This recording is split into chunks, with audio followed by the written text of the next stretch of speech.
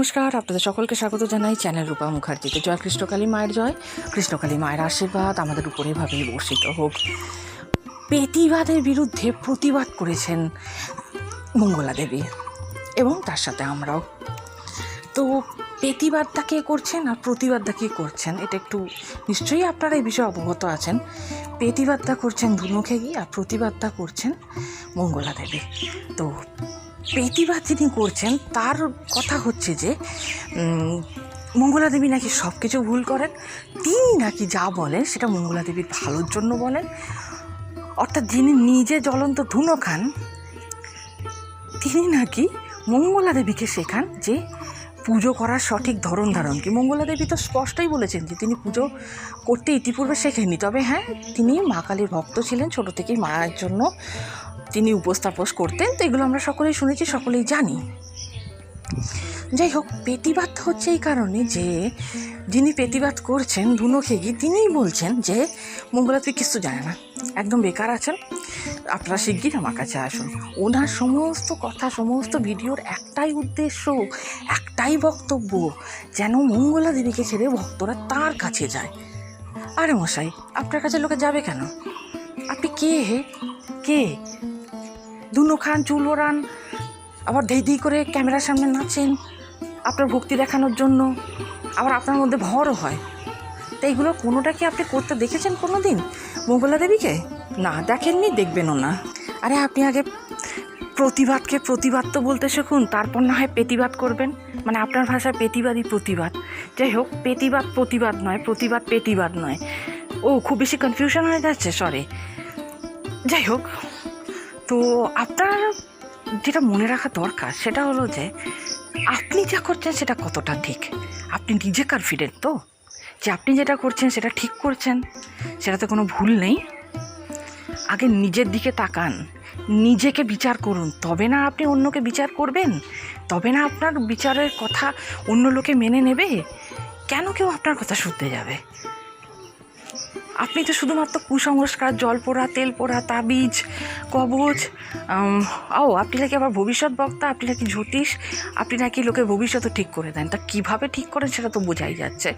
যাই হোক,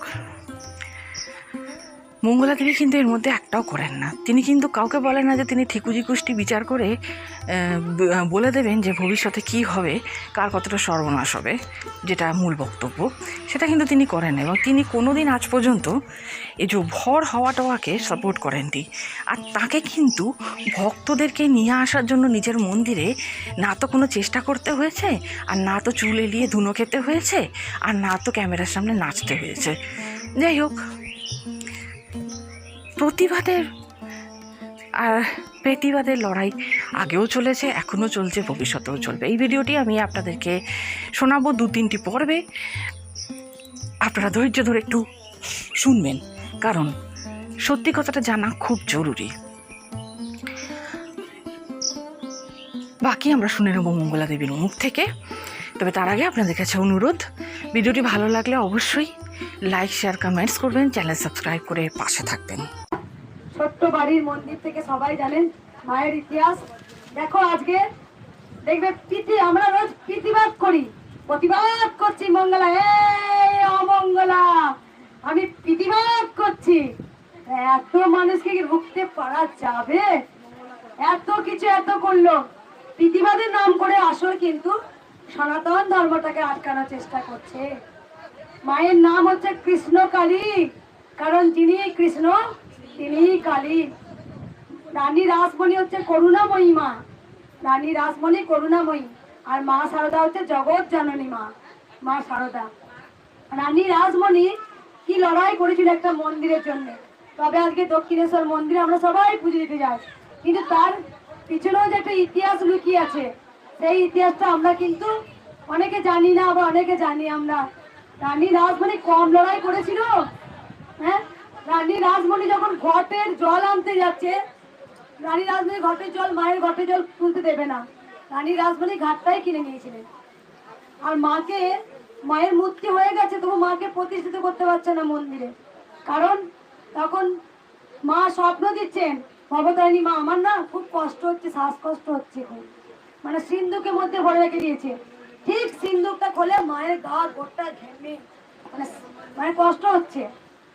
সেরকম তাই রাম, রাবণ যখন সীতাকে হরণ করলো, রাম মনে করলে সঙ্গে, মা একটু চুপ করবে, মা যারা ওখানে আছো, যারা ওখানে চুপ করো একটু। যেখানে রাম যখন সীতাকে হরণ করলো রাবণ, তখন রাম মনে করলে কিন্তু সীতাকে টুক করে আনতে পারতেন। রাম তো ভগবান শ্রীকৃষ্ণের আর এক অবতার। সবরে কিন্তু প্রত্যেকদিন আশা করে বসে থাকতো যে আমার রাম আসবে, আমার রাম আসবে একদিন। তাই রাম সবরই রোজ টক ফল কুড়িয়ে গাছ থেকে তুলে তুলে খেয়ে খেয়ে রাখতো, কোন ফলটা টক কোন ফলটা মিষ্টি। যে ফলটা মিষ্টি সবরই রেখে দিত। তারপর আবার গোটা রাস্তা পুষ্প বিছিয়ে রাখতো, আমার রাম আসবে যে, আমার রাম আসবে। তাই সীতাকে সঙ্গে সঙ্গে নিতে পারতো। ওর মাধ্যমে অনেকের মনস্কামনা পূর্ণ হয়েছে, আবার অনেকের মুখোশ খুলে গিয়েছিল। রাম অনেকের তছনছ করেছিলেন। তাই রাম সঙ্গে সঙ্গে কিন্তু সীতাকে হরণ করেননি। রাম তো জানে অনেক লীলা, তবেই তো রামায়ণ। রামায়ণ তো একটুখানি হওয়ার কথা নয়, তবেই তো মহাভারত। মহাভারতের যুদ্ধটা একদিনে শেষ হয়ে যেতে পারতো, যেখানে স্বয়ং ভগবান শ্রীকৃষ্ণ ছিলেন। কারণ সত্যের সারথি হচ্ছে ভগবান শ্রীকৃষ্ণ ছিলেন। তাহলে মহাভারতটা একদিনে শেষ হতে পারতো না? যেখানে বজরংবলী রথের মধ্যে ওপরে বসে আছেন আর ভগবান শ্রীকৃষ্ণ রথ চালাচ্ছেন, তাই জন্য তো গোবিন্দ সত্যের সারথি। দেখো তাহলে কি তখন করতে পারতো না? মহাভারত পড়ে আর শেষ হচ্ছে না মহাভারত। সেই জন্যই তো মহাভারত, সেই জন্যই তো রামায়ণ, তাই সেই জন্যই তো কৃষ্ণ কালী। একবারে টপ করে তো মন্দিরটা হবে না রে, হলে তো হয়েই যেত রে। লড়াই হবে, একটা ইতিহাস থাকবে, অনেক কিছু ঘটনা থাকবে।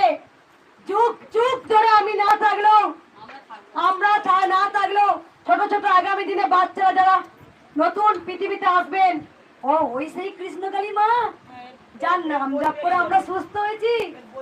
আমাদের আকুল বই বেরিয়ে গেছে, মায়ের এমনি বই বেরিয়ে গেছে, লেখা হয়ে গেছে প্রত্যেকটারই।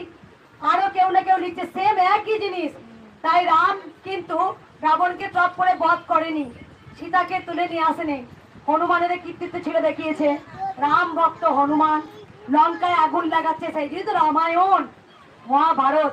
তাই কৃষ্ণকালী মায়ের মন্দির টপ করে হবে না।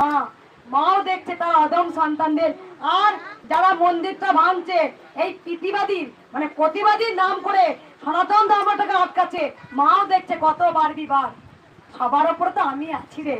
কৃষ্ণকালী মায়ের মন্দির রুখতে পারবে না কেউ, মন্দির হবেই, আমি এইটুকু বলতে পারি। কারণ অনেক ভক্ত এসে বলে মা আমি ওই স্বপ্ন দেখেছি মায়ের এই মন্দির হচ্ছে।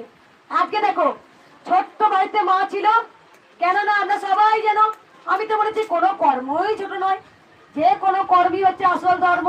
স্বামী বিবেকানন্দ বলেছেন, আমার স্বামী ফুচকা স্টল ছিল বলে সেই দিনে ওখানে খুব মানে কেন বড় হবে, পা ধরে নামা ওকে। আরে কেউ যদি আশেপাশের লোক যদি বড় হয়, আমাদের মনে তো কি মানে হবেই একটা, কতক্ষণ পা ধরে নামাবো। তাই আজকে সেই বাড়ি থেকে আমাদেরকে খুব মেরেছিল।